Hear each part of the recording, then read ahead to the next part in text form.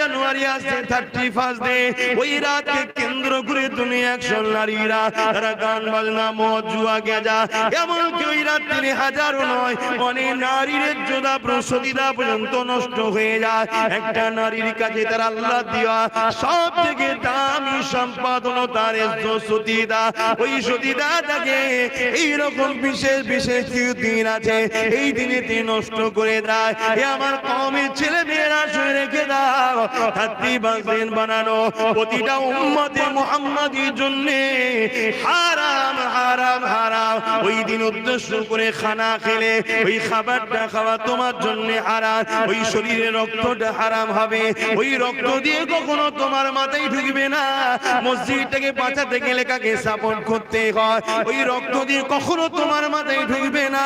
কবরস্থানের জন্য রক্ষা করতে গেলে কার পাশে থাকতে হয়, ওই হারাম খাবারকে তোমার রক্ত শরীরে ঢুকে গেলে আল্লাহর ওলিদের বাচ্চাদের সঙ্গে কিভাবে কথা বলতে এটা তোমার মাথায় ঢুকবে না।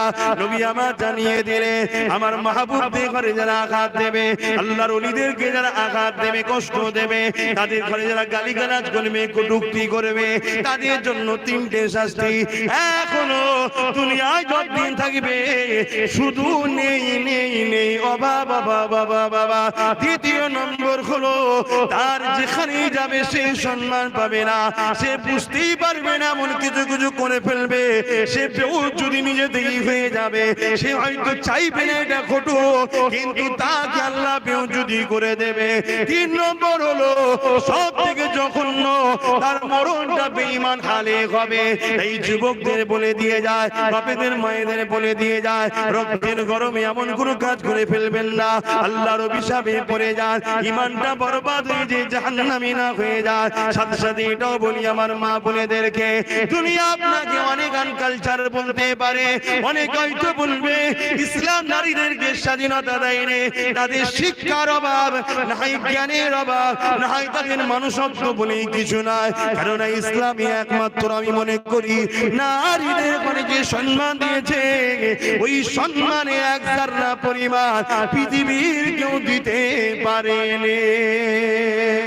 এই যুবকেরা একটা কন্যা সন্তান যখন হয় পৃথিবী তখন মুখ ছিটকে যায়, সবার মনটা খারাপ হয়ে যায়, নারী হয়েছে নারী হয়েছে নারী হয়েছে। 1500 বছর আগে যখন ইসলাম দেখে মানত না, এক আল্লাহকে যারা মানত না, যেমন করে পাথরের উপাসনা করত, তারা নারী জন্ম নিলে জেন্ত জেন্ত মেরে দিত। কিন্তু ইসলাম যখন চলে এলো, আমার নবী যখন আসলো ইসলামের মেসেজ দিতে, তখন কি জানিয়ে দিল, কারো ঘরে যদি নারী সন্তান হয় এর মানে হলো এই বাপটাকে জান্নাত এবং শান্তির খবর দেয়। এই যুবকেরা যাদের ধারণা ছিল নারী অশুভ, নারী হত্যা করে দিতে হয়, নারীদের সমাজে কোনো মর্যাদা না, নারী তো শুধু ভোগের জিনিস, নারী শুধু কাজ করবে খেদমত করবে, তার কোনো ইজ্জত আবরু না, তার কোনো সম্মান নাই, তার কোনো অধিকার নেই, কথা বলার স্বাধীনতা নাই। কিন্তু ইসলাম জানিয়ে দিল নারী আর পুরুষ তোমরা একে অপরের সমান। পুরুষের জামা হলো নারী, নারীর জামা হলো পুরুষ।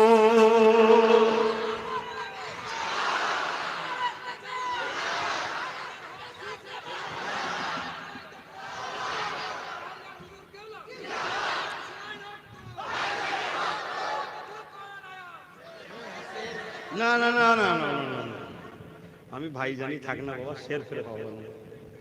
ঠিক আছে তোমার বলাটা ভুল না, ঠিক আছে, কিন্তু আমি ভাই জানি থাকি না।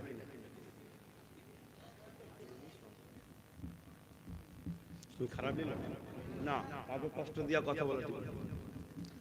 ব্যাপারটা হচ্ছে তোমার আবেগটা ঠিকই, এজন্য মানুষ শের বলে বা বাঘ বলে। উদ্দেশ্য হচ্ছে যাকে দেখে বা যার পর একে ভয় খাই সবাই, অর্থাৎ এখানে বলতে বুঝাচ্ছে কি যাকে দেখে জালিম ভয় খায়। কথা তোমার ঠিক, কিন্তু আমি ভাই হিসাবে থাকবো তোমাদের। কথা বুঝে আসছে না? নাই লিডার করে দেওয়া হয়তো সে থাকবে তোমাদের সাথে, আমি ভাই হিসাবে হুজুর হিসাবেই থাকবো। তবে কিন্তু সর্বসময় তোমাদের সাথে আছে, সর্বদিক দিয়ে তোমরা আমার সাথে আছো তো। ধোকা কখনো দিইনি, তোমরা দিচ্ছ না তো। আচ্ছা যদি মনে মনে আমি তোমায় ধোঁকা দিই, তুমি কি করে বুঝবে বলো? বলবে তো? যদি আমি দিই মনে মনে, তুমি কি করে বুঝবে? বলে আমার বুঝার তো দরকার নেই, আমার মালিক বুঝলেই যথেষ্ট। ঠিক না বেটি? তাহলে উল্টো ঠিক, তোমরা যদি আমাকে মনে মনে ধোঁকা দাও, আমারও বুঝার দরকার নেই, আমার মালিক তো বোঝে। ঠিক না বেটি? হ্যাঁ, আমরা সবকিছু করি কার জন্য? আজ এই মাহফিলে আবার বলছি, তোমাদেরকে ভালোবাসি শুধুমাত্র আল্লাহর জন্য। জোরে বলে মধুর আরো আমার নবীর নাম, আমার নবীর নাম মধুর চেয়েও মধুর আরো আমার নবীর নাম, আমার নবীর নাম। ওই নামেরই মধু পিয়ে, ওই নামেরই মধু পিয়ে দোয়েল কোয়েল বেড়ায় গে, ওই নামেরই মধু পিয়ে দোয়েল কোয়েল বেড়ায় গে। বুলবুলি গায় ওই নামের গুণ, বুলবুলি গায় ওই নামের গুণ, আমার নবীর নাম মধুর চেয়েও মধুর আরো আমার নবীর নাম। আল্লাহুম্মা সাল্লি আলা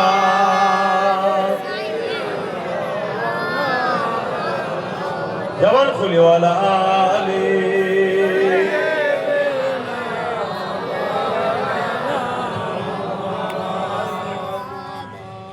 কি কথা পারতো না যদি নবীর সুন্নাত কিরা ভালোবাসত, এ কথা বুঝছেন তো? হ্যাঁ, আমাদের সমাজে কিছু ছেলে আছে হয়তো দাড়ি রাখেন, টুপি পরেন, কিন্তু রাসূলুল্লাহর একটা বড় সুন্নতকে পালন করে, জালিমের বিরুদ্ধে লড়াই করে। শুনছেন না? শোনেন? হ্যাঁ, অনেকে টিটকিরি মারে, আব্বাসের জলসাই সব দাড়ি চাচা প্যান্ট শার্ট পরা। হ্যাঁ জানি, এরা ভুল করছে, এরা দুটো সুন্নতকে ছেড়েছে, এরা দুটো রাসূলুল্লাহ সুন্নতকে ছেড়েছে। আল্লাহর কাছে দোয়া করি এই যুবক কোন একদিন দাড়িওয়ালা টুপিওয়ালা হাজি নামাজি মুত্তাকি আল্লাহ যেন বানায়, বলুন আমিন। কিন্তু দাড়ি রেখে টুপি পরে রাসূলুল্লাহর বড় সুন্নতের বিরোধীরা করেন, জুলমের বিরুদ্ধে লড়াইয়ের নাম হলো নবী সুন্নাত ইসলাম। জোরে বলুন সুবহানাল্লাহ। এই এতগুলো ক্যামেরা, এখানে যা লোক আছে এই ক্যামেরায় এক দুদিনের মধ্যে 1 কোটির উপরে লোকের কাছে চলে যাবে। আর আমার আজকে তোমরা যতটা ভালোবাসার লোক মন দিয়ে না শোনো, তার থেকে বেশি দুশ্মনরা আরো বেশি ফলো করে শোনে। তুমি কি ভাবছো আজকে তোমার গ্রামে তারা শুনছে না? যারা আসলে অসুবিধা ছিল তারা তো শুধু নফসি নফসি করছে যে এখনো ঠান্ডা আমাদের জলসা করছে, কি ব্যাপার? না না না, লাস্ট দিচ্ছি।